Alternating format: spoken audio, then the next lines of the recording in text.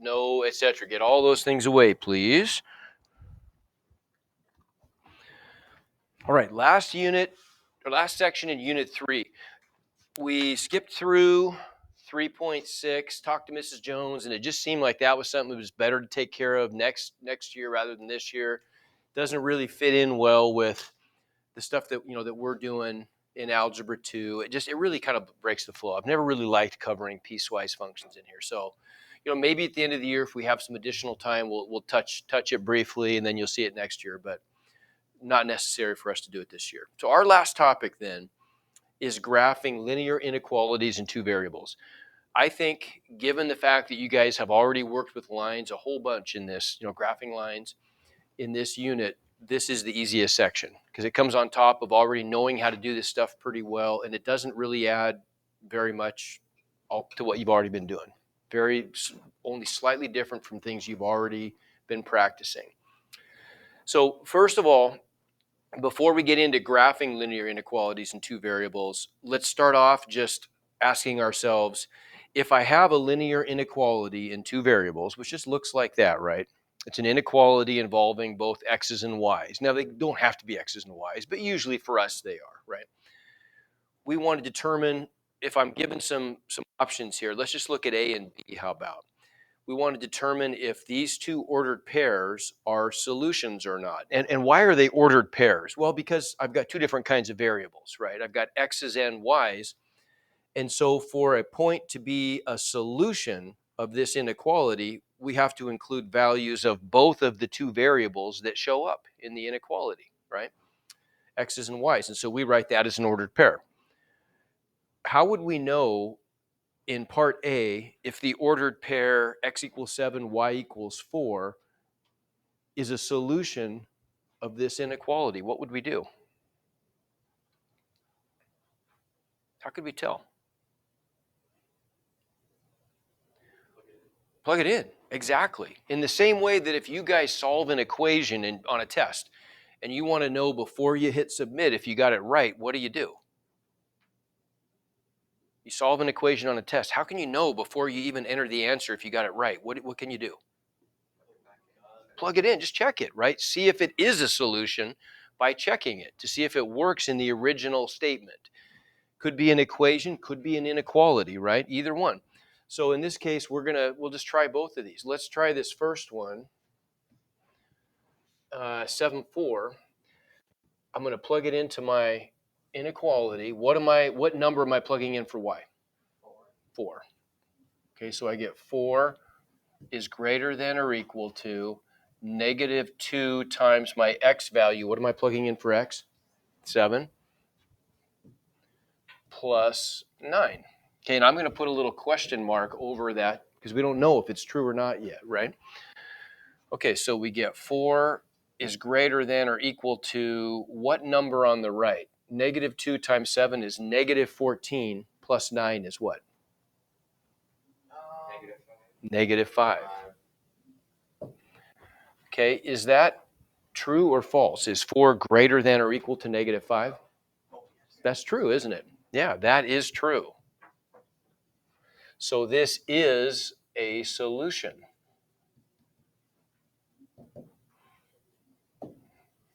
Okay, let's try one more. What if we try B?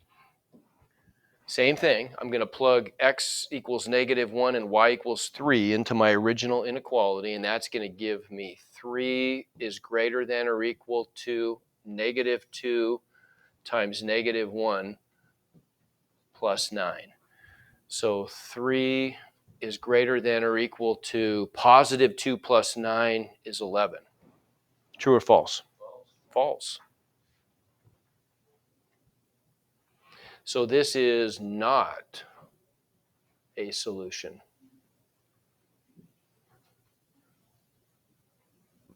Okay, makes sense? Give me thumbs on that. How we doing? Okay. All right, so then what about graphing these inequalities? If we're graphing something, we want to graph all of the infinite points that are going to make this thing true. When we graph an equation, those just correspond, a linear equation, those just correspond to all the points that sit on the line, right? With an inequality, it's a little bit more complicated than that. Okay, if I want to graph a linear inequality in two variables, it's going to turn out to not just be the line. It's going to be one of the two half planes that the lines create in the xy plane. Let me define that for you. Let's just draw a quick picture here.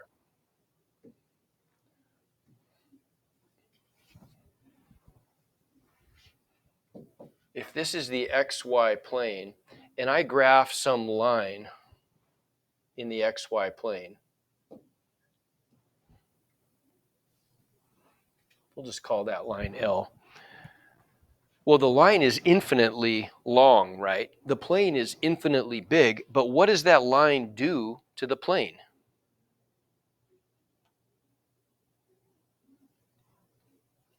What do you think? It slices it into two pieces, doesn't it? Two equal pieces. They're both infinitely big, right? We took this infinite plane and we cut it into two infinite half planes, okay, that are separated by that line, which serves as a boundary between the two half planes. Agreed? Okay. So when we graph an inequality in two variables, we're always going to end up graphing one of those two half planes is going to get included in our solution. Okay. Which one though? Well, here's how we can do this. One way we could go about one three-step process for graphing a linear inequality in two variables is the one that's outlined in our book. So this is how it goes. You graph the boundary line, first of all, which we're good at, right? We can graph lines. We've had all unit practice. But we have to be careful. If the inequality sign is less than or greater than, we graph a dashed line, which indicates that the points on the line are not solutions of the inequality. They're not included in the graphed solution set, okay? The line is not included. Only a half plane. The line just serves as a boundary that separates the two half planes. The half plane that's going to be shaded and the other half plane that's not. Okay, just a boundary line. On the other hand, if the inequality sign is less than or equal to or greater than or equal to, then we're going to create a solid line for our boundary line, which means that the line includes solutions, right? So the line is part of the graphed region that acts as the solution set, okay? So that's step one. We're going to graph a boundary line, either solid or dashed. Then we're going to choose a test point that is not on the boundary line. It's going to be in one of the two half planes created by the boundary line. We want to pick the most convenient point, which is always going to be the origin if that's not on the boundary line, right? And if it is, we got to pick some other simple point. But usually it's not on the boundary line, and so we pick the origin. And then we're going to test that point. If when I plug in the coordinates of my test point, if it makes the original inequality true, then it is a solution, and we're going to shade the half plane that includes our test point. If it does not make the original inequality true, it fails. It's not a solution. Then we're going to shade the other opposite half plane. We're going to shade away from the test point. Okay? Does that make sense? I mean, sort of, kind of, maybe, right? We'll look at this. We'll look at an example of how this would work. But I've got good news for you. I've got a better way to do this. We're going to cancel what the book says, and we're going to do something a little different that I like better. Okay, and there's a couple of reasons I like this better. We're going to use a three-step method, but I think this is a better three-step method. The three-step method is, first we're going to put the inequality into slope-intercept form, okay, which we're probably going to do anyway. You're probably going to have to put the line into slope-intercept form to graph the boundary line anyway, right? Isn't that the easiest form for graphing a line? So you're already going to do that work, so go ahead and do it right away. We'll put the inequality into slope-intercept form. You do have to be careful. Remember to flip the inequality if you multiply or divide both sides by a negative, right? Whenever you're working with inequalities, you always have to remember that rule. But we know that rule. We've practiced it. You guys are good with that. Step two, you're going to graph the line, only this time it's much easier to graph because it's in slope-intercept form, right? We don't have to do any additional work. You just graph the line using the y-intercept and the slope. Same rules. Dashed line if the inequalities do not include an equal sign. Solid lines if they do include equal signs. Okay, and for our notes, solid line goes with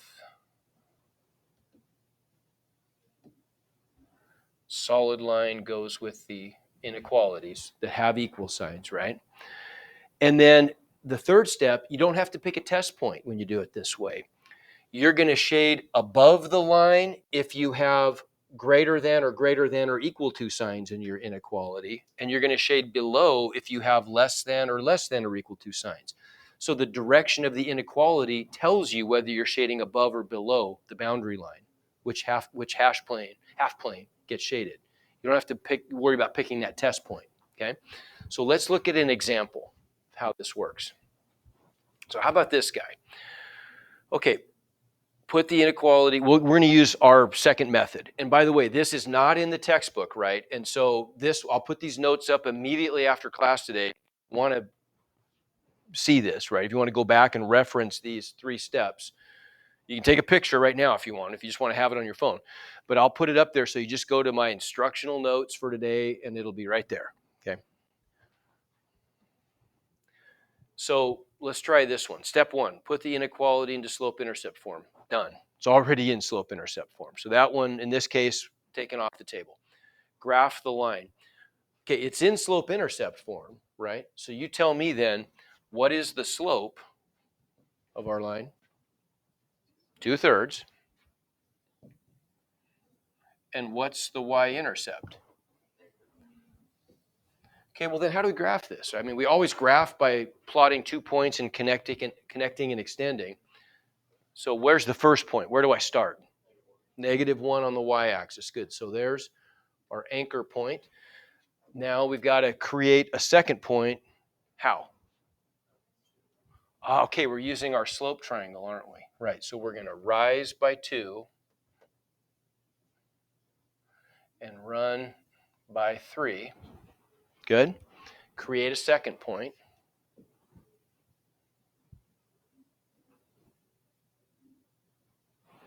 And then I'm going to connect those with you guys vote with your thumbs, solid line or dashed line? Dashed line, absolutely, because there's no equal sign. So we get a dashed line. Takes less ink. There you go, exactly. Takes less ink to draw a dashed line. I've never thought of that. That's good.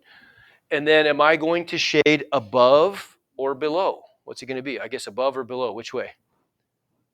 Below, because of this. Look, what this is telling us right here. What's that tell us? That tells us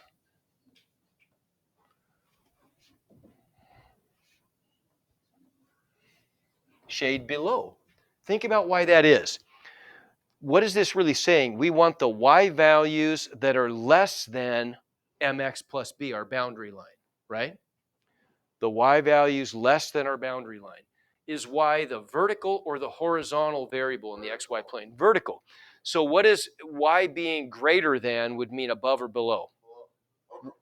Would be above, right? A greater vertical value would be further up.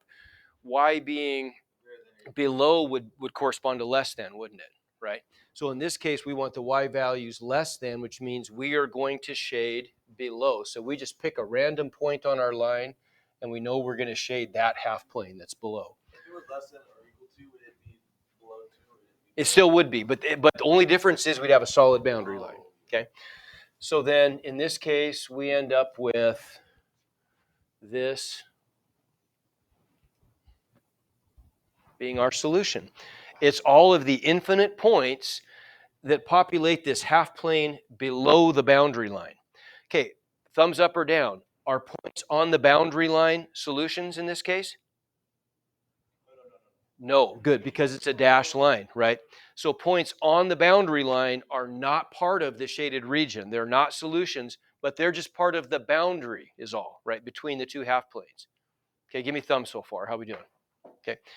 How could we have used that books method? How could we have used the test point method? Well, all we would have had to do then is just pick a test point. Like we would have said maybe, okay, here's our test point right there, maybe, right?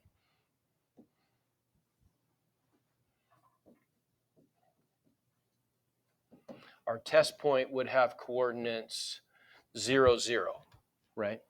If I plug those coordinates into my original inequality, what would I get? Well, I'd get 0 is less than 2/3 times 0 minus 1. What is 2/3 times 0 minus 1? 0 minus 1, which is -1. Good. So I would end up with 0 is less than -1. True or false? False. So then we would shade the other half plane because our test point failed. Okay? Make sense? But you have to do it that way. We're doing it an easier way, right? We'll use my method instead of the book's method on this one. Okay, so not really my method, but the method I choose. Okay. How about this one? Go through one more of these together. What do I have to do first? Put it in slope-intercept form. Good. So we got to put the inequality into slope-intercept form. That entails what first?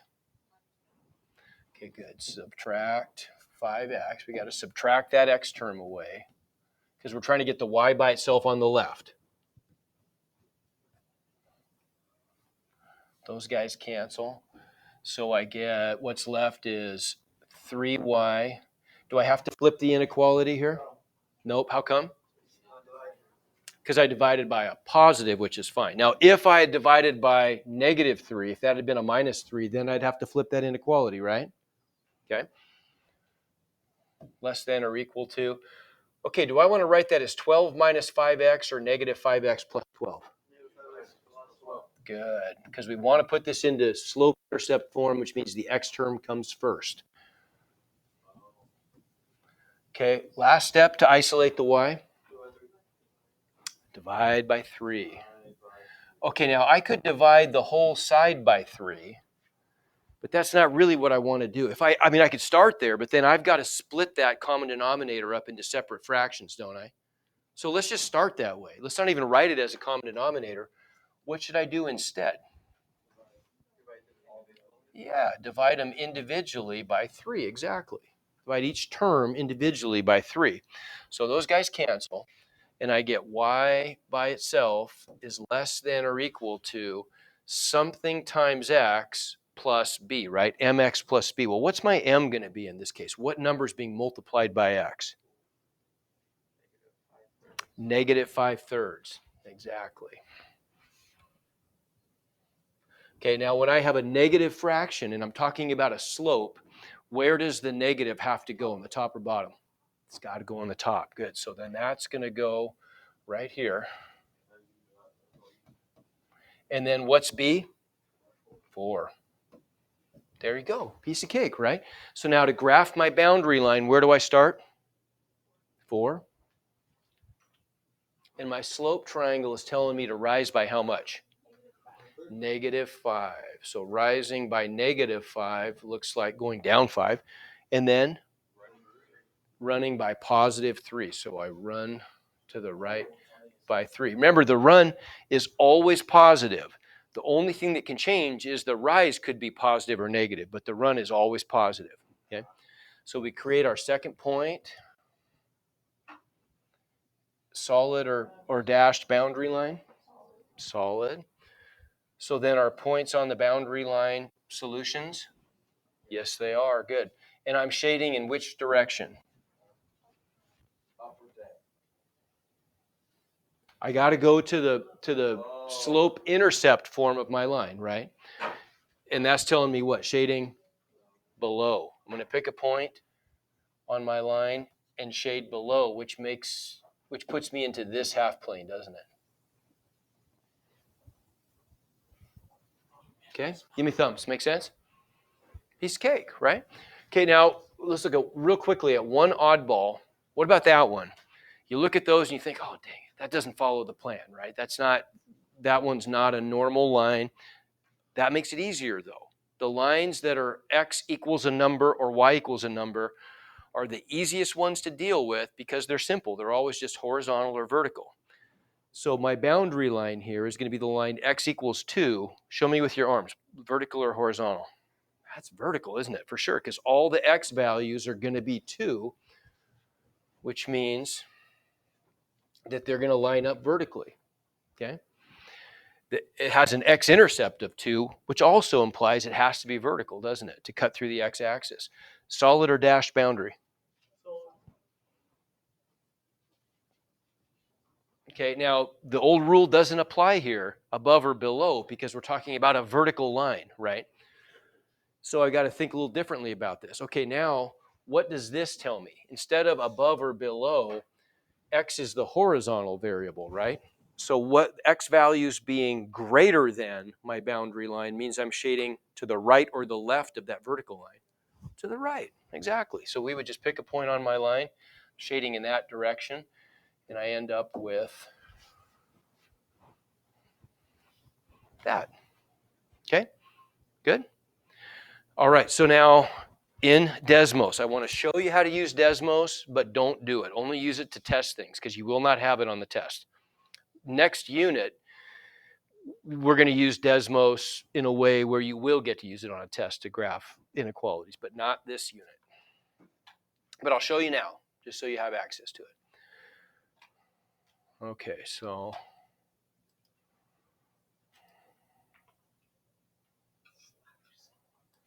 oops, where is my Desmos? I guess there it is. Okay, so if I want to graph this inequality, I'll tell you what, let's graph this one instead. Something a little more exciting. Let's graph that one. So I don't have to go through any of those steps with Desmos. It makes it just so easy. All you do is literally type in the inequality exactly the way it's written, right? So I type in negative 3x minus 4y. To get the inequality sign, I can use the keyboard down here with the buttons, but don't. Just use your physical keyboard. Use the less than symbol, negative 8. Look what it does. How about that? It gives me a boundary line that is dashed, right? It needs to be dashed because we don't have an equal sign on our inequality, and it tells me I'm shading the half plane above, okay? What if I want to do one like, let's go back and just graph this guy right here. Okay, we already know what it should look like. Let's see if it matches up what it should look like. Okay, so now I get 5x plus 3y is less than or equal to. How could I put a less than or equal to in? I mean, I could go down here and push that button, but that's too cumbersome. We don't want to do that. Is there a way to do it without using the buttons? Control. Not control. Shift. No. Good. That's very close. Not at all, actually. You hit the less than symbol, and then followed by the equal sign, and Desmos knows to smush those together into one symbol. 12, and look what we get if I turn that on. Isn't that exactly what we got? Looks like it, right? Okay. Make sense? Okay, on now, I forgot to tell the other classes this, but when you do this stuff in your assignment, let me go into your assignment here real quick.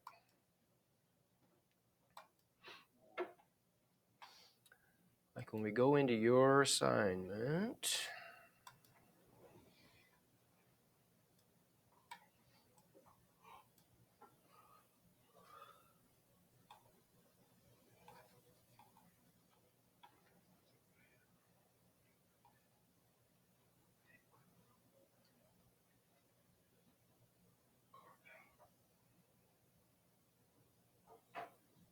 what the heck, where is this?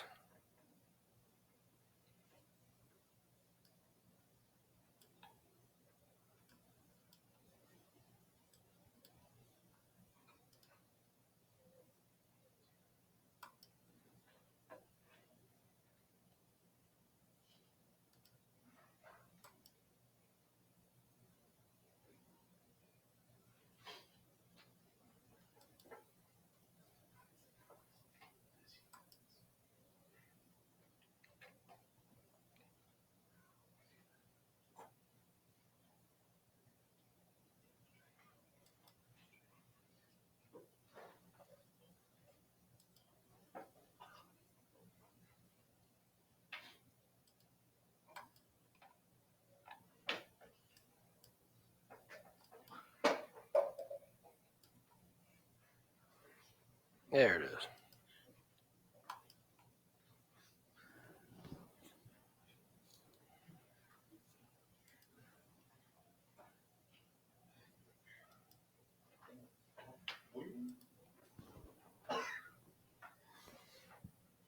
Okay, let's do one of these together. So I'll show you this. Super easy.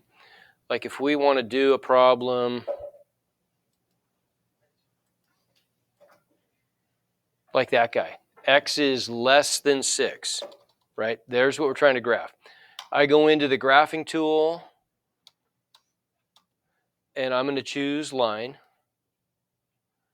Oh, why is that so small? Hang on a second. Let's.